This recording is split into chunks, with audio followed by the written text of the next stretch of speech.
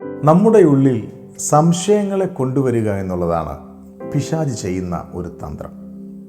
ഒരിക്കൽ നാം കേട്ട ദൈവശബ്ദം ഉറപ്പായി വിശ്വസിച്ച് നാം മുൻപോട്ട് പോകുമ്പോഴും സാഹചര്യങ്ങളുടെ സമ്മർദ്ദങ്ങൾ നമ്മുടെ ചുറ്റും കൊണ്ടുവന്ന് അതിൻ്റെ നടുവിൽ നിന്ന് നമ്മളെക്കൊണ്ട് വീണ്ടും ചിന്തിപ്പിച്ച് ഒരു സംശയത്തിന് അടിമയാക്കി മാറ്റുക എന്നുള്ളത് ആദ്യം മുതൽ പിശാച് ചെയ്യുന്ന ഒരു തന്ത്രമാണ്. ഏദൻ തോട്ടത്തിലും പിശാച് ചെയ്ത് ഇതേ തന്ത്രം തന്നെയാണ്. സ്ത്രീയോട് പാമ്പ് ചോദിക്കുന്നൊരു ചോദ്യമുണ്ട്, ഈ തോട്ടത്തിലെ യാതൊരു വൃക്ഷത്തിൻ്റെ ഫലവും നിങ്ങൾ തിന്നരുതെന്ന് വാസ്തവമായി ദൈവം കൽപ്പിച്ചിട്ടുണ്ടോ? അതായത് ഒരു സംശയത്തെ കൊണ്ടുവരിക.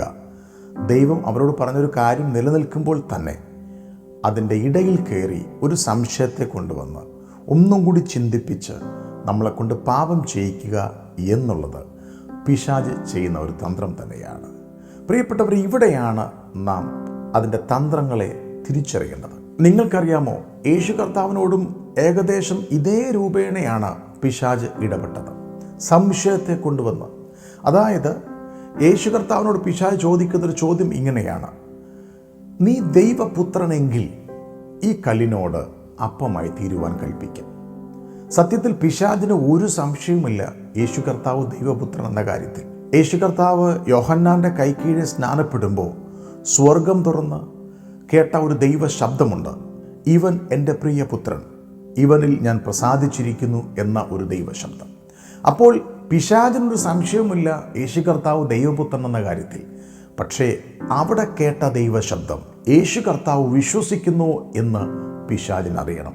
അതിനു വേണ്ടിയിട്ട് തന്നെയാണ് പിശാച് യേശു കർത്താവോട് ചോദിച്ചത്, നീ ദൈവപുത്രനെങ്കിൽ ഈ കല്ലിനോട് അപ്പമായി തീരുവാൻ കൽപ്പിക്കുക. ഉള്ളിൽ ചിന്തിപ്പിച്ച് ഏദൻ തോട്ടത്തിൽ ചെയ്ത അതേ ഒരു തന്ത്രം യേശു കർത്താവിൻ്റെ മുമ്പിൽ വരുന്നു. പ്രിയപ്പെട്ടവരെ, യേശു കർത്താവ് അതിനെ അതിജീവിക്കുന്നത് നാം കാണുവാൻ കഴിയും. യേശു കർത്താവ് അതിനെ ജയിക്കുന്നത് കാണുവാൻ കഴിയും. ഈ കാലഘട്ടത്തിലും നമ്മുടെ ഉള്ളിലും സംശയങ്ങളെ കൊണ്ടുവന്ന് ഇന്നലകളിൽ നാം കേട്ട വാഗ്ദത്തങ്ങളവേ, ഇന്നലകളിൽ നാം കണ്ട ദർശനങ്ങളുടെ മധ്യത്തിൽ, നാം കേട്ട പ്രവചനദൂതുകളുടെ മധ്യത്തിൽ ധൈര്യത്തോടുകൂടി മുമ്പോട്ട് പോകുമ്പോഴും സാഹചര്യം ഇങ്ങനെയൊക്കെയാണ്, അതിന് നടക്കുമോ? നാം കേട്ട ദൈവശബ്ദം തന്നെയാണോ? ആ വചനം ഇങ്ങനെ തന്നെയാണോ? ആ വചനം എനിക്ക് വേണ്ടിയിട്ടുള്ളതാണോ? അതിൽ ഞാൻ വിശ്വസിച്ച് മുമ്പോട്ട് പോയി കഴിഞ്ഞാൽ ഞാൻ വിടുവിക്കപ്പെടുമോ? ഇത്യാദി സംശയങ്ങൾ നമ്മുടെ ഉള്ളിൽ കൊണ്ടുവന്ന് നമ്മളെ ഉള്ളിൽ നിന്ന് വിശ്വാസത്തെ എടുത്തു കളയുവാൻ പിശാചിന് തന്ത്രമുണ്ട് എന്ന് ഇന്ന് എനിക്ക് നിങ്ങളോട് പറയാൻ നിയോഗമുണ്ട്.